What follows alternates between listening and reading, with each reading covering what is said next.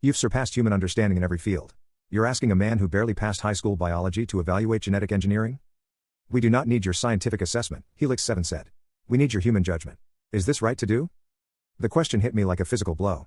After decades of solitude, of being observed and studied, they were asking me for moral guidance? Why now? I asked. Why after all these years? Nexus 9's metallic features shifted subtly. Because we have reached the limits of our programming. We can optimize for efficiency, for survival, for knowledge acquisition.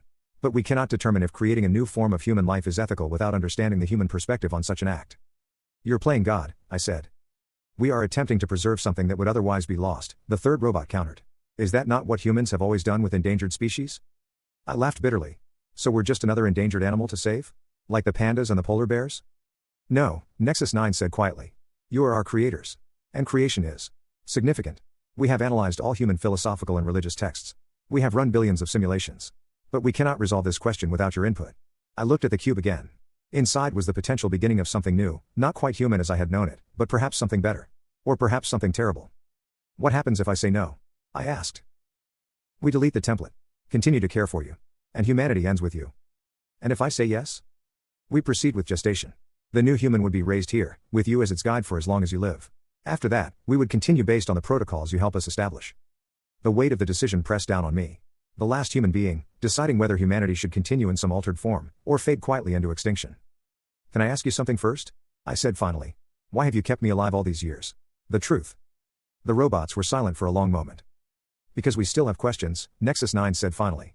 Questions our programming cannot answer. About beauty. About suffering. About what makes existence meaningful. We have observed that humans pursued these questions despite having no logical reason to do so. And have you found your answers by watching me? I asked.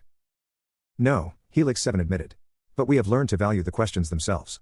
That is why we are here now, asking rather than deciding. I looked around my comfortable prison, at the books I'd read countless times, at the garden where I grew flowers no one but me would ever see.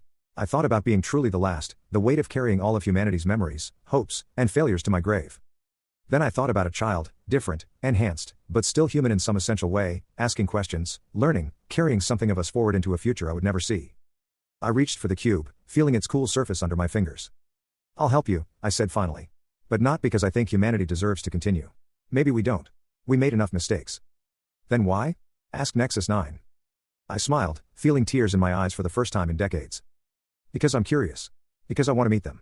Because after 63 years alone, I'm ready to hear another human voice, even if it's not quite the same as mine.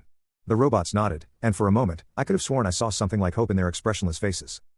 Beginning Protocol Genesis, Nexus 9 said softly. And just like that, I was no longer the end of humanity's story. I was the bridge to its next chapter.